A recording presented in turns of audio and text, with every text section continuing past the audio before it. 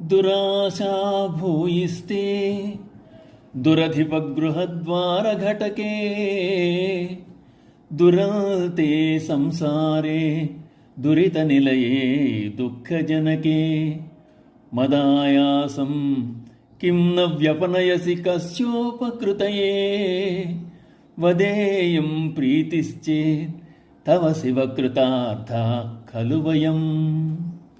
మృత్యుంజయ, దురాశచే నిండినది, దుష్ట ప్రభువుల మందిరద్వారములకు చేర్చున్నది, దురవసానము గలది, పాపములకు ఉనికి పట్టైనది, దుఃఖము జనింపజేయనిది అగు జనన మరణాది ప్రవాహరూప సంసారమునందు పరిభ్రమించుచు నేను పడుతున్న శ్రమను ఎందుకు గుర్తించవు? నీ భక్తుడైన బ్రహ్మదేవుని యొక్క ప్రీతి కొరకు, ఆయనను సంతోషపరచుటకై నా కష్టములను పోగొట్టుకున్నావా, ఉపేక్షించుచున్నావా చెప్పు. అయినా నీవు భక్తవత్సలుడు అయినప్పుడు మాకేమి లోపం?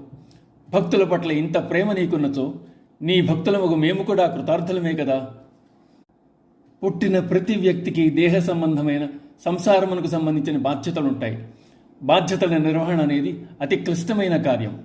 ఒక్కొక్కప్పుడు చేయకూడని పనులు చేయవలసి రావడం, చేరకూడని వారి పంచన చేరడం అనేవి జరుగుతాయి.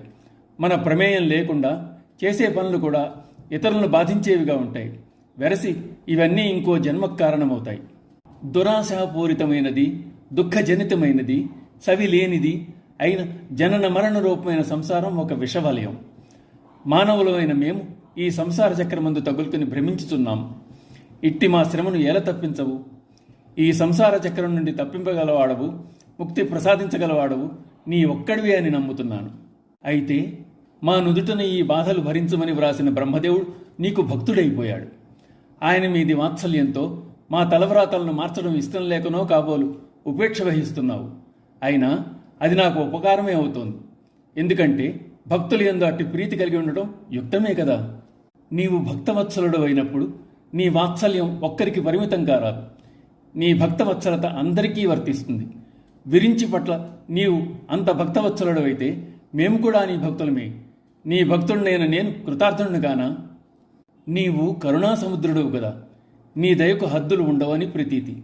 మేము కూడా నిన్ను సేవించి సంసారమనే జంజాటం నుండి విముక్తులమవుతాం. భక్తవత్సలుడు నీ ఉండగా మాకేమి భయం అంటూ భగవంతునికి బంధం వేస్తున్నారు శంకరాచార్యుల వారు. ఓం నమః శివాయ.